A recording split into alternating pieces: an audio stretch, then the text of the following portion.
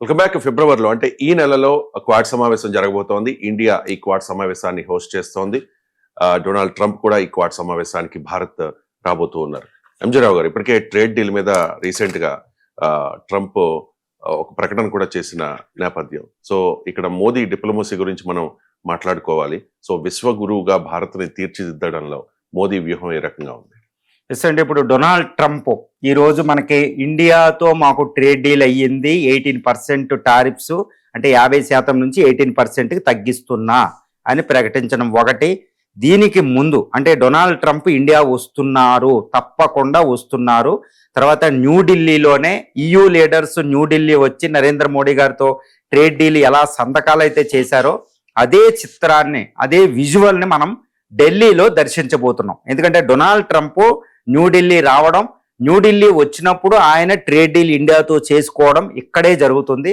మన నరేంద్ర మోడీ గారు Washington trade deal కోసం వెళ్ళడంలా. ఎందుకంటే అక్కడ ఇంకొకటి కూడా ఉందండి, క్వాడ్ సమ్మిట్ ఒకటి జరగాలి. అది షెడ్యూల్ డిసెంబర్లో జరగాల్సి ఉంది, డిసెంబర్ జనవరి. అది లేట్ అయింది. ఈ ట్రేడ్ డీల్ ఇష్యూట్ తర్వాత డిస్ప్యూట్ ఉండడం వల్ల, ఈ ట్రంప్ కొంచెం బిజీ ఉండడం వల్ల, యుద్ధాలు వెనిజులా యుద్ధం, గ్రీన్లాండ్కి సంబంధించి ఇరాన్ యుద్ధం, అటు ఉక్రెయిన్ యుద్ధంలో బిజీ ఉండడం వల్ల ఆయన రాలే.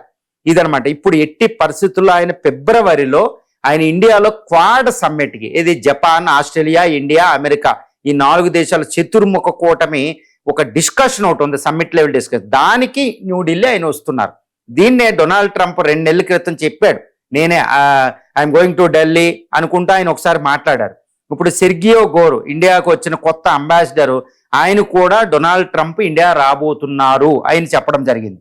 సో వీటన్నిటిని డాటెట్ అన్ని కనెక్ట్ చేస్తే డొనాల్డ్ ట్రంప్ ఫిబ్రవరిలో ఇండియా వస్తున్నారు అని తెలుస్తుంది. రెండోది, ఈ ట్రేడ్ డీల్ కూడా ఫైనల్ అయిపోవడం వల్ల ఎట్టి పరిస్థితులు ఇంకా ట్రేడ్ డీల్ పురస్కరించుకొని ఆయన వస్తున్నారు. ఎందుకంటే ఇండియాతో ట్రేడ్ డీల్ యుఎస్కి చాలా చాలా అవసరం. ఇండియాకు కూడా అమెరికా ట్రేడ్ డీల్ చాలా అవసరం అండి, తిరుగు లేకుండా అవసరం, మనకి చాలా అవసరం. కానీ యునైటెడ్ స్టేట్స్ ఆఫ్ అమెరికాకి ఇంతకంటే ఎక్కువ అవసరం అయిపోయింది. ఎందుకంటే India is the fastest growing economy. ఒకప్పుడు ఆయన డెడ్ ఎకానమీ అని అవమానించింది, ఇప్పుడు ఏం లేదు. తర్వాత EU ట్రేడ్ డీల్ చేసుకుంది, అది ఎడ్జి సంపాదించేసింది. అనవసరంగా ట్రంప్ ఒక ఇండియాతో ఈ టారిఫ్స్ వారు మొదలెట్టడం వల్ల ఇండియాకి చాలా కలిసి వచ్చింది. ఎందుకంటే దాన్ని మోడీ గారు ఒక ఆపర్చునిటీ కింద ట్రాన్స్లేట్ చేశారు, ఒక కష్టాన్ని ఒక అవకాశంగా మలుచుకున్నారనమాట. అది అద్భుతమైన దౌత్య విధానం. ఇందులో ఏ విషయంలో ఎవరికి డౌట్ అవసరం లేదు. కాంగ్రెస్ అన్నట్టు ఇదేమీ కాదు.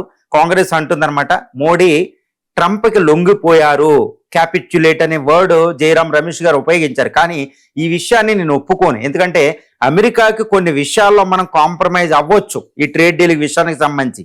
ఏది విషయం? ట్రంప్ తన ట్రూత్ సోషల్ ఆయన ప్రకటించారు, ఆయన ట్వీట్ చేసిన దాంట్లో ఏది, అగ్రికల్చర్కి సంబంధించి, ఎనర్జీకి సంబంధించి $500 బిలియన్ వస్తువులు ఇండియా మా నుంచి కొనబోతుంది అని. అందులో అగ్రికల్చర్ అనే ఒక పదం ఇండియా కాస్త అమెరికాకి తలొగ్గిందని తెలుస్తుంది. ఎందుకంటే మోడీ గారు ప్రకటించారు, ఇప్పటివరకే ట్రంప్ని డైరెక్ట్గా అనకపోయినా ట్రేడ్ డీల్ ఎందుకు కుదరలేదు అంటే భారత వ్యవసాయ ఉత్పత్తుల్ని వ్యవసాయదారులు రక్షించడానికి అన్నారు. కానీ ఇప్పుడు ట్రంప్ ఏం చెప్తున్నాడు, అగ్రికల్చర్ ప్రొడక్ట్స్ దిగుమతి చేసుకోబోతుంది అంటున్నాడు. ఇది కాంట్రవర్షియల్ అండి. అంటే ఇక్కడ మనం కొంచెం కాంప్రమైజ్ అయ్యాం, ఎందుకంటే అమెరికా ట్రేడ్ డీల్ ఎసెన్షియల్ కాబట్టి. 2, రష్యా ఆయిల్ ఇండియా తెచ్చుకోదు అన్నారు. రష్యా ఆయిల్ మనం బిజినెస్ చేసుకుంటే అమెరికా జోక్యం ఎందుకు అనేది ఒక పెద్ద క్వశ్చన్. అంటే ఇండియా ఇండిపెండెంట్ ఫారెన్ పాలసీని ఆయన క్వశ్చన్ చేస్తున్నారు. ఇక్కడ కూడా కాంప్రమైజ్. కానీ ఒక్కటి గుర్తుపెట్టుకోవాలి, ఇక్కడ మనం అనొచ్చు ఇండియా అమెరికా మాట ఎందుకు వినాలని, కానీ అమెరికా ట్రేడ్ మనకు కావాలి కదా. అమెరికా ట్రేడ్ మనకు కావాలి కాబట్టి అమెరికా మాట మనం వింటాం. ఇద్దరు స్నేహితుల కింద, వీళ్ళిద్దరూ ఒకరికొకరు స్నేహితులనే సంబోధించుకుంటున్నారు. ఆ విషయంలో మనం మర్చిపోకూడదు. అమెరికా ఇండియాకి ఎందుకు అత్యవసరం అంటే ఒకటి గుర్తుపెట్టుకోవాలి, చైనా ఫ్యాక్టర్ అని. ఎందుకంటే చైనాని మనం నమ్మలేం. చైనా కమ్యూనిస్టు చైనా, మనకంటే 5.5 రెట్లు అతిపెద్ద ఎకానమీ, మిలిటరీ మోడరేషన్ మనకంటే శక్తివంతంగా ఉంది. మన చుట్టుపక్కల ఉన్న దేశాలని అదే దానికి అనుకూలంగా మార్చుకుంటుంది. ఇండో పసిఫిక్ రీజన్లో ఇండియన్ ఓషన్లోకి ఎంటర్ అయ్యింది. కాబట్టి చైనా ఫ్యాక్టర్ ఉంది. కాబట్టి చైనాని మనం అడ్డుకుని చైనాని కంప్లీట్గా పెట్టాలంటే అమెరికా సహాయం మనకు అవసరం. 2, అమెరికాని సహాయం పొందడం అంత పెద్ద ఇష్యూ ఏం కాదు. అమెరికాకు మనం ఇస్తాం, మనది అమెరికా రెసిప్రోసిటీ ఉంటుంది అనమాట. కాబట్టి అమెరికా మాట మనం వింటామంటే ఇండియా మాట కూడా అమెరికా వింటుంది. గుర్తుపెట్టుకోవాలి ఈ విషయంలో. మన మాట ఎక్కడ ఉంటుందంటే చైనా విషయంలో అది వింటుందండి. చాలా ఫ్యాక్టర్స్ మనకు అనుకూలంగా, ఇప్పుడు బంగ్లాదేశ్ ఎన్నికల్లో అమెరికా మన మాట వింటది, మనం ఏం చేయమంటే అదే చేస్తుంది, గుర్తుపెట్టుకోవాలి. తర్వాత గల్ఫ్ రీజన్లో మనం ఏం చేయాలంటే అది చేస్తుంది. మనకి కూడా కొన్ని విషయాలు ఇస్తాయి, అంతే బహిర్గతంగా ఉండదు. అగ్రికల్చర్ ప్రొడక్ట్స్ విషయంలో కాంట్రవర్సీ ఉంది. అదేంటంటే అగ్రికల్చర్ అక్కడ నాన్ వెజ్ మిల్క్ అని ఒకటి తయారవుతుంది అనమాట, కొంచెం జంతు ఉత్పత్తులతో. అది ఇండియాలోకి అలా ఉందా లేదో తెలుసుకోవాలి. తర్వాత అక్కడ సోయాబీన్ కొన్ని పల్సెస్ మన ఇండియా వస్తే అక్కడ మన ఇండియాలో కోట్లాది మంది వ్యవసాయదారులకి నోటి దగ్గర కూడిపోగొట్టినట్టే. మరి ఈ విషయాల్లో మోడీ కాంప్రమైజ్ అయ్యారా లేదని తెలియాలంటే ఈ ట్రేడ్ డీల్ మొత్తం దాని యొక్క ప్రొవిజన్స్ అన్ని మనకు బయట పడాలి. అది బయటపడడానికి టైం పడుతుంది. కానీ ఎనీహౌ ట్రంప్ ఆ విషయం ఎందుకు మాట్లాడుంటారంటే ఫేస్ సేవింగ్ కోసం. ఏదో నేను ఇంతవరకు ట్రేడ్ వార్ ఎందుకు చేశానంటే ఇండియా నుంచి ఇన్ని లాభాలు వచ్చినాయని అమెరికా ఇండియా ఆయన అక్కడ చెప్పుకోవాలి. ఇండియన్ ప్రైమ్ మినిస్టర్ కూడా ఇక్కడ కొన్ని చెప్పుకుంటారు, చూసారా నేను దౌత్య యుద్ధం అని. ఒకళ్ళ లీడర్లు వాళ్ళు ఎట్టి పరిస్థితులు వాళ్ళ లీడర్షిప్ ని వాళ్ళు ఎప్పుడు పొగుడుకుంటూనే ముందుకెళ్తారు. కానీ ఒకటి గుర్తుపెట్టుకోవాలి, ఇక్కడ డొనాల్డ్ ట్రంప్ మోడీ దౌత్యం చేసిన దౌత్యానికి ఆయన వెనకపడ్డారనేది అయితే ఇక్కడ పూర్తిగా అబ్జల్యూట్ గా మనం చెప్పుకోవచ్చండి. మోడీ దౌత్యం ఇప్పుడు చూడండి, గ్లోబ్ లో కూడా అక్రాస్ ది వరల్డ్ లో కెనేడియన్ ప్రైమ్ మినిస్టర్ ఇండియాకు వస్తున్నారు, జర్మన్ ఛాన్సలర్ ఇండియా వచ్చారు, బ్రిటిష్ ప్రైమ్ మినిస్టర్ ఇండియా వచ్చారు, మెక్రాన్ ఇండియా వస్తున్నారు ఫిబ్రవరి 14-15 తారీఖులో గుర్తుపెట్టుకోవాలి. సో యూరోపియన్ మనతో ట్రేడ్ డీల్ కుదుర్చుకుంది, జపాన్ ట్రేడ్ డీల్ అయ్యింది, అక్కడ న్యూజిలాండ్ ఆస్ట్రేలియాతో, అంటే అమెరికా క్లోజెస్ట్ అలయన్స్ తో మనం ట్రేడ్ డీల్ అవుతున్నాయి. వాళ్ళే ఇండియానే వస్తున్నారు. అంటే ఏంటి, ఇక్కడ ట్రంప్ని పక్కన పెట్టి మన దగ్గరికి వాళ్ళు వస్తున్నారు. ముఖ్యంగా ట్రాన్స్ అట్లాంటిక్, రెండో ప్రపంచ యుద్ధం తర్వాత ట్రాన్స్ అట్లాంటిక్ అనే పార్ట్నర్షిప్ ని మనమే తెగ్గొట్టేశాం. సో యూరోపియన్ ఇప్పుడు ఇండియానే ఎక్కువ నమ్ముతుంది, అమెరికాని తక్కువ నమ్ముతుంది. కాబట్టి అమెరికా విషయంలో ట్రంప్ విషయంలో మోడీ దౌత్యమే సక్సెస్ఫుల్, అందులో తిరుగులేదు. కాబట్టి ఇప్పుడు ఇండియా EU ట్రేడ్ డీల్ తర్వాతే చూసుకోండి, కొన్ని రోజుల్లోనే ఇంకా అమెరికా ఎట్టి పరిస్థితులు తప్పదని ట్రేడ్ డీల్కి అంగీకరించడం జరిగింది. అంటే ఏంటి, మోడీ అమెరికాని తోలనాడకుండానే, అమెరికాని డైరెక్ట్ గా తిట్టకుండానే అమెరికాని అడ్డుకోవడం జరిగింది. గుర్తుపెట్టుకోవాలి. ఈ విషయాన్ని జర్మన్ ఛాన్సలర్ ఫెడరిక్ మెర్జ్ స్వయంగా మాట్లాడడం జరిగింది. కెనేడియన్ ప్రైమ్ మినిస్టర్ కూడా ఇండియాని ఫాలో అవుతే బాగుంటుంది డిప్లొమసీలో మోడీనని ఒక్కసారి మాట్లాడారు. తర్వాత ఇటు పుతిన్ జీ జిన్పింగ్ కంటే ఇండియన్ ప్రైమ్ మినిస్టర్కే ఎక్కువ గౌరవం దక్కుతుంది ప్రపంచవ్యాప్తంగా. ఎందుకంటే ఈయనే ట్రంప్ని ఎదుర్కోగలిగాడు అనేది ఒక పేరు కూడా ఉంది విశ్వగురు లీడర్గా. ఇదంతా మనం అన్నది కదా, విదేశాల్లో మాట్లాడింది వాళ్ళు ఇండియాకు వస్తున్నది అనమాట. అంటే ఏంటి, ట్రంప్కి వ్యతిరేకంగా మన నరేంద్ర మోడీ గారు మాట్లాడకపోయినా క్విట్గా ఆయన అద్భుతమైన డిప్లొమసీ చేశారు. ఆ డిప్లొమసీ టియాన్జిన్ సమ్మిట్కి వెళ్ళడం, ఎస్ఐ సాంఘిక కోఆపరేషన్కి EU ట్రేడ్ డీలు, తర్వాత పుతిన్ ఇక్కడికి రప్పించడం, చైనాతో ఎక్కువ ట్రేడ్ చేసుకోవడం. గుర్తుపెట్టుకోవాలి, ఇన్ని ట్రేడ్ డీల్తో అమెరికా అవసరం మాకు లేదు.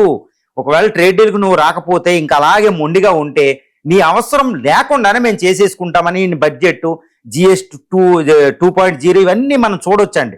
అమెరికా వాణిజ్యం ఉంటే చాలా మంచిది, లేకపోయినా మనకి ఎటువంటిది రాదన్నట్టు డిప్లొమసీ చేశారు ఆయన.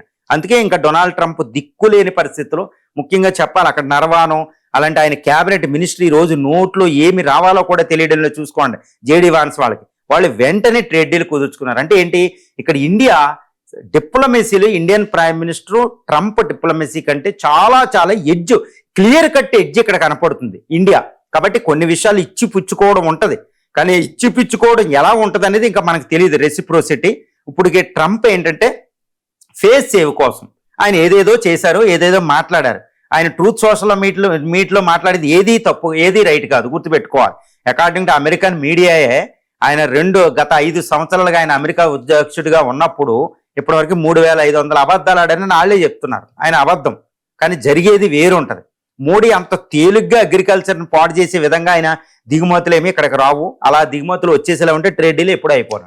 కాబట్టి డొనాల్డ్ ట్రంప్ ఈ రోజు న్యూఢిల్లీ వస్తున్నాడు. ఫిబ్రవరి ఎండింగ్ లో కానీ మార్చ్ ఫస్ట్ వీక్ లో కానీ Donald Trump expected to be ఈ visit the New Delhi, especially trade deal సంతకాలకి. 2 quad summit, చైనాను అడ్డుకోవడం, national security strategy, national defence strategy of US ప్రకారం చైనాను అడ్డుకోవడానికే ఆయన ఎంటైర్ డిప్లొమసీని చేంజ్ చేశాడు. The landscape of the US foreign policy change చేశాడు ఆయన. కాబట్టి చైనాను అడ్డుకోవాలంటే ఇండియా కంపల్సరీ. కాబట్టి ఆయన క్వాడ్ సమ్మిట్ని ఎట్టి పరిస్థితుల్లో స్కిప్ అవ్వడం ఇక్కడికి వస్తున్నాడు, గుర్తుపెట్టుకోవాలి. డొనాల్డ్ ట్రంప్ని కాస్త చల్లార్చడానికే ఇండియా చాబహార్ పోర్టుకి బడ్జెట్లో నిధులు ఇవ్వలేదు. తర్వాత SCO ఈ బ్రిక్స్ నేషన్స్ ఒక పెద్ద నేవల్ డ్రిల్ పెడితే రష్యా, చైనా, ఇరాన్ వచ్చినాయి, కానీ అందులో ఇండియన్ నేవీ పార్టిసిపేట్ చేయలేదు. సో అక్కడ గుర్తుపెట్టుకోవాలి, ఈ విషయాలన్నీ ట్రంప్ని కాస్త రష్యన్ ఆయిల్ కొంచెం సప్లై తగ్గించాం, అలా అని రష్యాతో మనకు అండర్స్టాండింగ్ ఉంది, ప్రాబ్లం ఏమీ లేదు.